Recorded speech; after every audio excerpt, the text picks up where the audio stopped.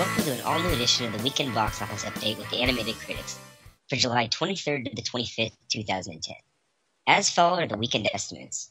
In first place, with an exceptionally strong hold, we have Inception with 44 million estimated gross, putting that over the 140 million mark in just 8 days. What do you think about this gross?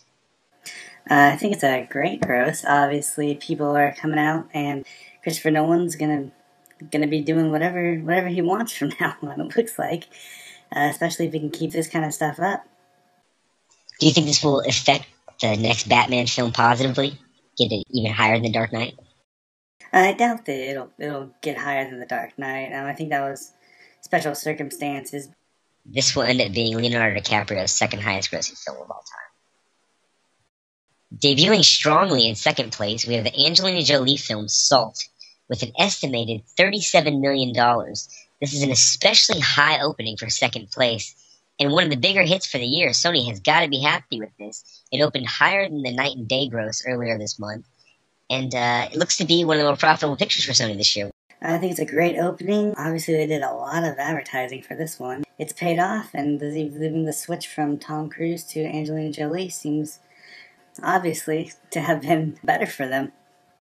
She's one of the, if not the only female action star that's out there. It's very impressive that a female can headline this kind of movie that's mainly geared towards young males, and people go out in droves to see this. This is going to probably break 150 million here in the States. Yeah, this is easily going to go 1/5, if not maybe more. So, it's up against Inception already in its second week, and it's already doing so well.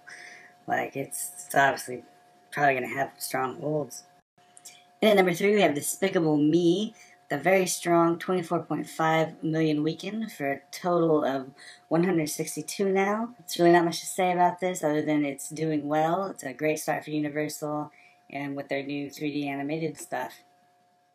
And at number 4, we have Sorcerer's Apprentice with a weekend estimate of 9.8 million, which is really pretty low for something like this.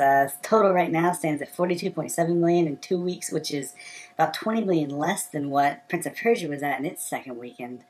I think this is still going to hit about 80 million. This is, even though it's a low gross, it had a strong hold. It actually had a better hold than Prince of Persia did in its second weekend. That film dropped 55% in its second weekend, albeit to a bigger 17 million weekend.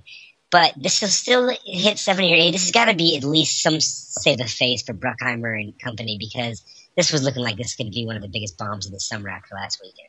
And rounding out our top 5, we have Toy Story 3 in its 6th week with an estimated 9.7 million gross, leaving its total now at 380 and is sure locked to break that 400 million mark. Not much to be said other than this has been an amazing run for the Pixar film, and it's going to be the top grossing film of the year as far as 2010 goes. Opening up next week, we have 3 films: the sequel to Cat and Dogs, Charlie St. Cloud, and the comedy Dinner for Schmucks. What do you think out of those 3 will be tops of the box office?